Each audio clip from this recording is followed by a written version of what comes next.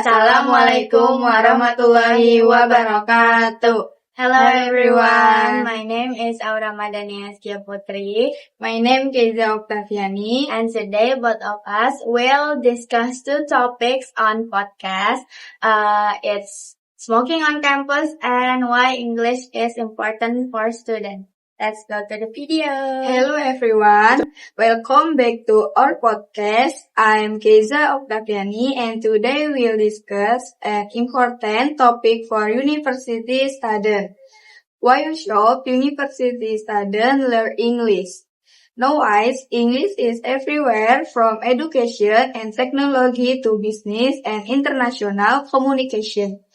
However, some people still question whether mastering English is thoroughly necessary, especially for studies in non-English majors.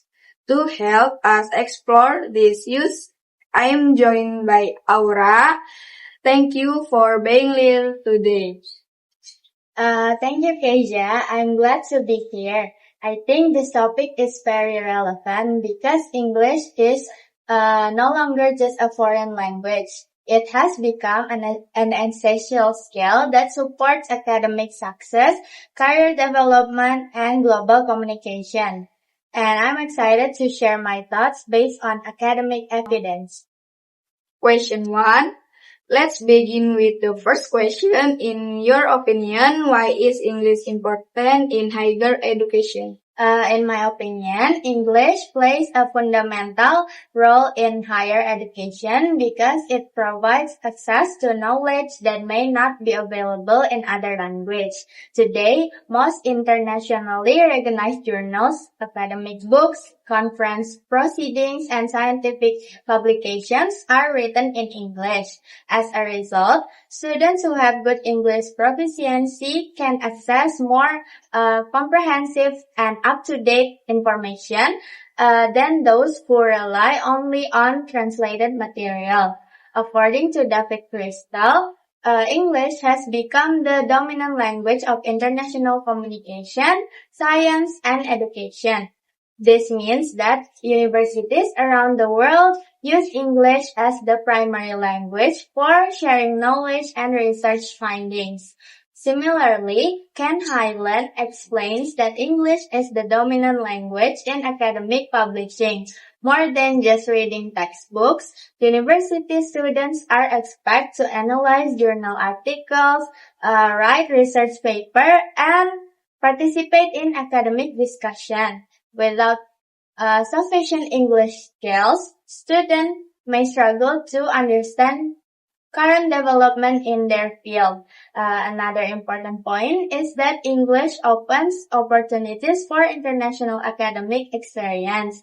Many student exchange programs, international conference, scholarships, and collaborative research projects require participants to communicate effectively in English. Therefore, I believe learning English is not only about passing university courses, it is about expanding our academic opportunities and becoming lifelong learners who can contribute on the global academic community. That's a very insightful explain. Now let's move to the second question. Why do you think English is important for student future careers? I believe English has become one of the most valuable professional skills in today's global job market. Many companies, especially multinational corporations, expect employees to communicate with colleagues, clients, or business partners from different countries. Because of this, English is often listed as one of the basic qualifications in job advertisement. According to the British Council report, English proficiency contributes significantly to employability, career advancement, and economic competitiveness. Employees with strong English skills tend to have more opportunities to work internationally and receive higher salaries compared to those with limited English proficiency. David also argues that globalization has transformed English into an international working language. As business continue expanding across borders, communication in English becomes increasingly important in fields such as business, engineering, healthcare, tourist communication, and information technology. Besides improving employment opportunities, English also helps graduates build personal networks.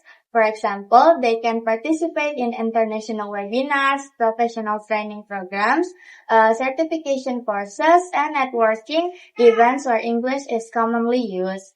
In my opinion, employees today are not only looking for graduates with technical knowledge, but also graduates who can communicate effectively across culture. Therefore, English is not simply an academic subject, it is an investment in our professional future. Thank you for that explanation. Finally, what role does English play in global communication and technology development? I think English serves as a bridge that connects people from different countries. Since individuals speak thousands of different native languages, English has become the most widely accepted common language for international communication. David Crystal states that English functions as a global lingua franca, allowing people with different linguistic backgrounds to communicate efficiently. This is particularly important in education, diplomacy, business, tourism, and scientific collaboration. In terms of technology, English has an even greater influence. Most programming language, software interface, research database, artificial intelligence, documentation, online learning platforms, and digital resources are developed primarily in English. According to Mark, digital literacy is closely connected in English because a large proportion of internet content is written in English. Students with English proficiency can access online courses, international webinars, research database, and educational platforms more effectively than those who depend entirely on translated materials. Furthermore, the OECD highlights that digital competence in the 21st century includes the ability to access, evaluate, and use information from global digital resources. Since many of those resources are available in English, language proficiency becomes an important component of digital literacy. From my perspective, English should no longer be viewed merely as a school subject. Instead, it is a communication tool that enables university students to collaborate internationally, adapt to technological change, and become active participants in an increasingly interconnected world. Thank you so much, Aura, for sharing such conversation insights. From today's discussions, we have learned that English is much more than just a foreign language. It helps university students access academic quality, prepare for competitive teachers, and communication effectively in today's digital and global society. I hope this discussion encourages all university students to continue improving their English skills. Thank you for listening and see you in next podcast. Goodbye. Thank you for having me, Keiza. I hope our discussion has been informative and inspiring. See you next time. Goodbye. Good morning, everyone. Welcome to our podcast. I'm your host, Aura, and today we'll talk about an issue that is still debated on many campuses. Should smoking be allowed on campus? Because some people believe that smoking is a personal decision, so adults should be free to smoke. However, others think that universities should have smoke-free campus to protect the health of students, lecturers, and staff. Today we have a guest who will share an opinion based on facts and research. Welcome to our podcast. Thank you.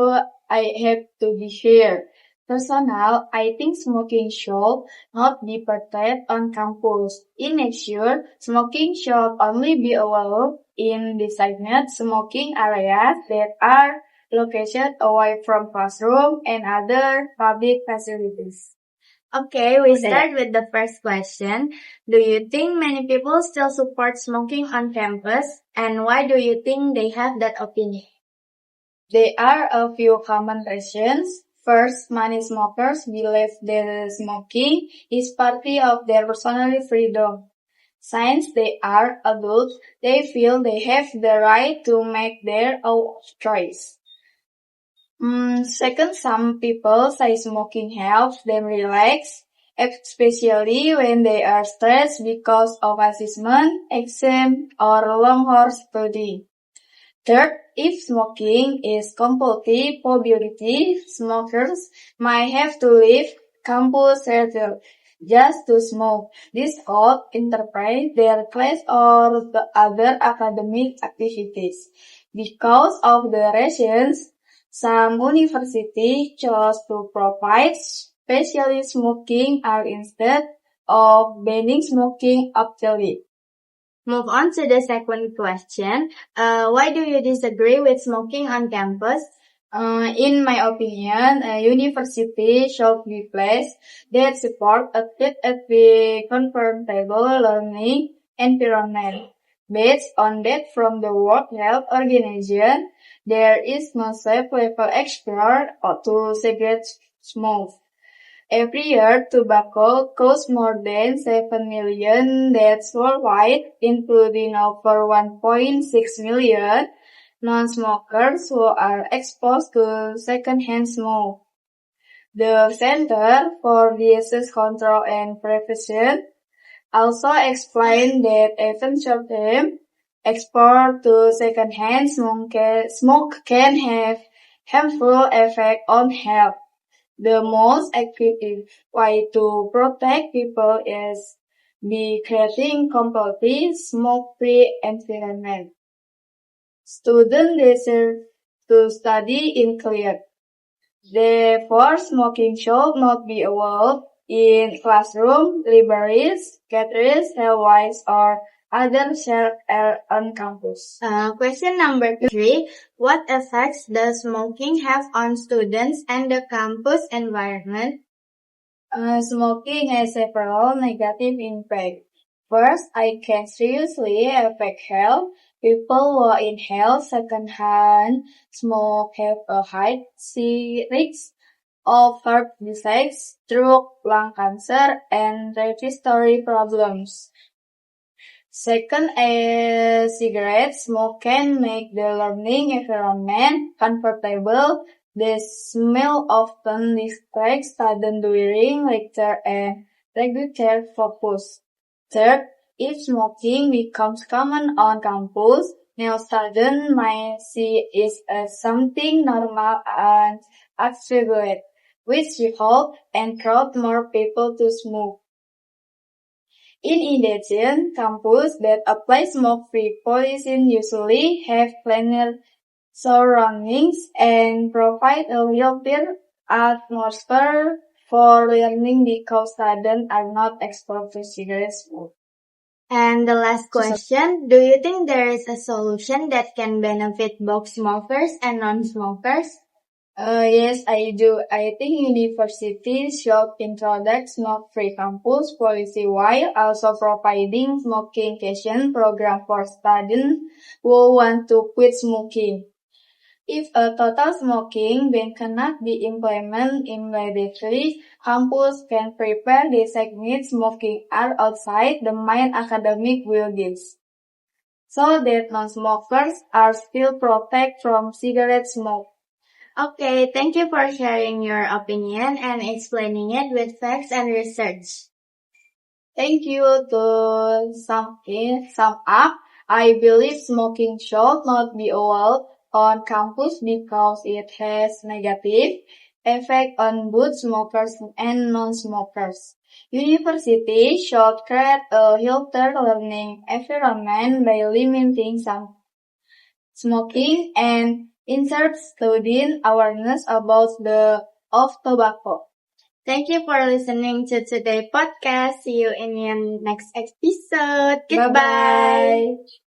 So that's it for our podcast episode. Don't forget to like, comment, and subscribe. Wassalamualaikum warahmatullahi wabarakatuh. Bye-bye.